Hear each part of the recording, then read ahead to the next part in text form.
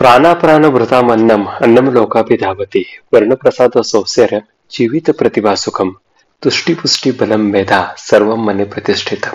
हा एक श्लोक आपल्याला आयुर्वेदात चरक संहितेमध्ये बघायला मिळतो आणि ह्याच्यामध्ये अन्नाचं महत्व वर्णन केलेलं आहे, ज्यामध्ये असं सांगितलंय की प्रत्येक प्राणीमात्राचे प्राण हे अन्नामध्येच असतात. प्रत्येक प्राणी हा अन्नासाठी जगत असतो.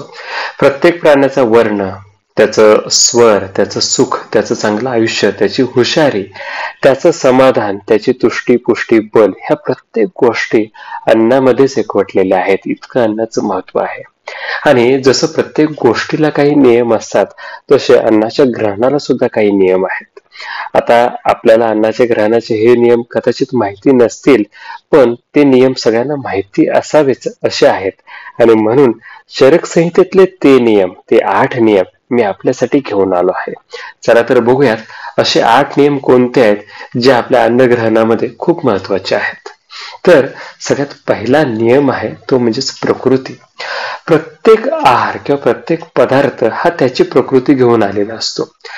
समजा उदाहरण जर द्यायचं झालं तर कारलं कोरडं असतं, मध गोड असतो, गहू पचायला जड असतं तर मूग पचायला हलकं असतं. हे झाले तर त्याचे स्वतःचे वेगवेगळे गुणधर्म, आणि प्रत्येक पदार्थाचे गुणधर्म हे आपल्यावरती परिणाम करत असतात. आणि म्हणूनच कुठलाही पदार्थ ज्या वेळेला आपण ग्रहण करत असतो त्यावेळेला त्याचा गुणधर्म काय आहेत हे आपल्याला माहिती असणं खूप गरजेचं आहे.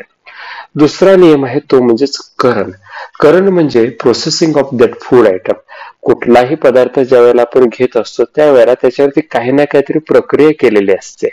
मग ती तोय प्रक्रिया असेल म्हणजेच त्याला पाणी मिसळणं असेल, कधी अग्निसंस्कार असेल म्हणजेच त्याला उकडणं असेल किंवा भाजणं असेल, कधी शौच संस्कार असेल म्हणजेच त्याची शुद्धी, त्याला निवडणं पाकडणं असेल, कधी मंथन असेल जसं आपण ताकापासून दोन्ही काढतो, त्याचबरोबर कधी संचय म्हणजेच प्रिझर्वेटिव्ह ऍड केले असेल, तर कधी वासना संस्कार म्हणजेच त्याच्यामध्ये काही फ्लेवर्स ऍड केले असतील. अशा काही वेळेला संस्कार केल्यानंतर सुद्धा पदार्थाचे गुणधर्म बदलतात आणि ते गुणधर्म आपल्यावरती कसे परिणाम करतात हेही बदलतं. आणि त्यामुळं कोणता पदार्थ कोणती प्रक्रिया केल्यावरती कसं काम करतो हे आपल्याला माहिती असणं खूप गरजेचं आहे.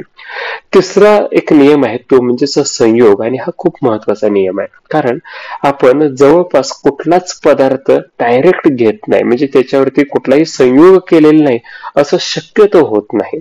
बऱ्याच वेळेला आपण दुधामध्ये साखर असेल किंवा दुधामध्ये हळद असेल किंवा अगदी भात जर घेत असेल तर त्याच्यामध्ये चटणी असेल, काही ना काहीतरी पदार्थ आपण संयोग करून खात असतो. त्यामुळे त्याच्या चवीमध्ये बदल करत असतो, पण त्याचबरोबर त्याच्या गुणधर्मांच्या मध्ये सुद्धा बदल होत असतो.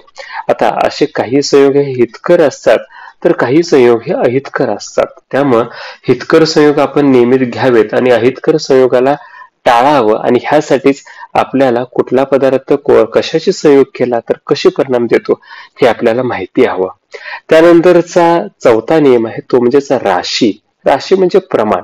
आता काही वेळेला आपण म्हणतो की आज भरपेट जेवलो, त्यावेळेला सगळ्या पदार्थांना एकत्र करून आपण ते प्रमाण सांगत असतो. तर काही वेळेला आज मी चपाती खूप खाल्ली किंवा आज मी भात कमी खाला असं ज्या वेळेला सांगत असतो त्यावेळेला आपण एका विशिष्ट पदार्थाविषयी बोलत असतो. म्हणजेच ज्या वेळेला सगळ्या पदार्थांना एकत्र म्हणतो त्याला सर्व ग्रह राशी असं म्हणतात, आणि त्याचा परिणाम आपल्या पचन संस्थेची ताकद किती आहे ह्याच्यावरती ठरत असतो. तर ज्या वेळेला आपण एका विशिष्ट पदार्थाबद्दल बोलत असतो त्यावेळेला तो विशिष्ट पदार्थ आपल्या शरीरावरती, आपल्या पचन संस्थेवरती काय परिणाम करतो हे ठरत असतं. त्यामुळे राशी 2 प्रकारच्या असतात आणि त्यानुसार आपल्याला त्याचे गुणधर्म, त्याचा परिणाम सुद्धा ठरत असतो.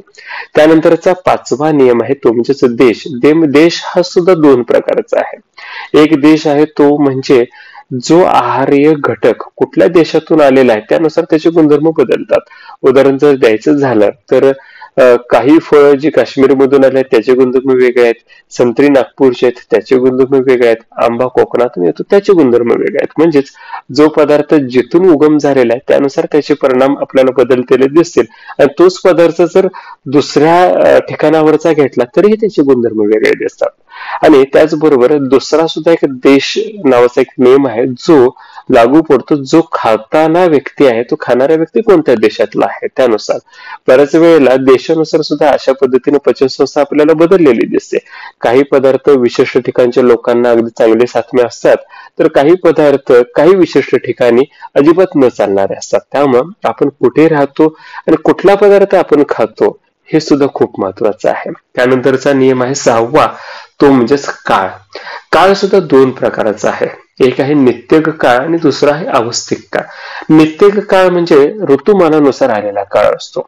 काही पदार्थ पावसाळ्यात चालतात तर ते उन्हाळ्यात चालत नाहीत, काही हिवाळ्यात चालतात तर ते पावसाळ्यात चालत नाहीत. असे वेगवेगळे पदार्थ आपण बघत असतो. अगदीच उदाहरण जर द्यायचं झालं तर आंबा आपण उन्हाळ्यात खातो, तोच आंबा थोडा पावसाच्या सुरुवातीला खाला तर आपल्याला अपचन निर्माण करतो. म्हणजेच ऋतुमानानुसार आपल्याला आहार्य घटक निवडायला हवेत. आणि त्याचबरोबर नित्यक काळ हा दिनमानानुसार सुद्धा येतो. सकाळच्या वेळेला जे पदार्थ जसा परिणाम दाखवतात तेच पदार्थ दुपारच्या वेळेला कदाचित वेगळे परिणाम दाखवू शकतात. तोही एक नित्यक काळाचाच प्रकार आहे. आणि दुसरा काळ आहे अवस्थिक काळ. अवस्थिक काळ आपल्या वयानुसार असतो. जसं की लहान असताना काही पदार्थ आपल्याला खूप चांगले पचवायची क्षमता आपल्याकडे असते, तेच पदार्थ आपल्याला वृद्ध व्यक्तींनाही चालणारे नसतात. तर काही पदार्थ हे तरुणांना जास्त चांगले श्रेयस्कर ठरतात, ते लहान मुलांना चालत नाहीत. त्यामुळे वयाच्या अवस्थेनुसार हा परिणाम घडतो. तसंच आजारानुसार असं होत असतं. समजा तापाच्या सुरुवातीच्या अवस्थेमध्ये आपण भाताची पेज घेतो आणि ताप उतरून गेल्यानंतर ताकद वाढवण्यासाठी काही आहार्य पदार्थ घेत असतो. म्हणजेच आजारानुसार सुद्धा अवस्था ठरत असतात आणि ह्याच्यानुसार आपण पदार्थ कसे घ्यायचे हेही ठरत असतं. 7वा प्रकार आहे आहार ह्या नियमांच्या मधला, तो म्हणजे उपयोग संस्था. आपण जो काही आहार घेत असतो तो आपल्या पचन संस्थेत घेत असतो. त्यामुळे पचन संस्थेची तो आहार किती घेण्याची क्षमता आहे, तो आहार किती वेळात पचवण्याची क्षमता आहे, हेही खूप महत्वाचं आहे. आणि त्यामुळे पचन संस्थेचा अंदाज घेऊन खाणं हा 7वा नियम खूप महत्वाचा आहे. आणि 8वा नियम आहे तो म्हणजेच जो आहार घेणारा व्यक्ती आहे त्याला तो आहार आवडतो का, त्याला तो आहार सवयीचा आहे का, त्याला तो आहार्य पदार्थ सहजगत्या मिळतो का, त्याचबरोबर तो आहार्य पदार्थ घेत असताना त्याची शारीरिक स्थिती कशी आहे, त्याची मानसिक स्थिती तो आहार पचवायला अनुकूल आहे की नाही, ह्या सगळ्या गोष्टीचा विचार ह्या 8व्या नियमामध्ये केला जातो. आता हे जे 8 नियम आहेत ह्याची नावं तुमच्या जरी लक्षात राहिली नसलीत तरी सुद्धा ह्याचे अर्थ तुम्हाला नक्कीच कळाले असतील. आणि हेही लक्षात आलं असेल की हजारो वर्षांच्या पूर्वी आयुर्वेदामध्ये सांगितलेले हे जे नियम आहेत हे अगदी आजही आपल्याला तितकेच लागू पडणारे आहेत. हे नियम आपल्याला कळालेले आहेत, आपण हे फॉलो करा. आणि त्यामुळं बऱ्याच वेळेला आपण जे खात असतो ते अंगाला लागत नाही ही आपली जी तक्रार असते ती नक्कीच बंद होईल. आणि आपण आहार घेत असताना त्याचा अगदी परिपूर्ण फायदा आपण स्वतःला करून घेऊ शकतो. आपल्याला कळालेले हेच नियम आपण इतरांनाही सांगा. कंटेंट आवडला असेल तर नक्कीच ह्या व्हिडिओला लाईक करा आणि चॅनलला सबस्क्राईब करा. धन्यवाद.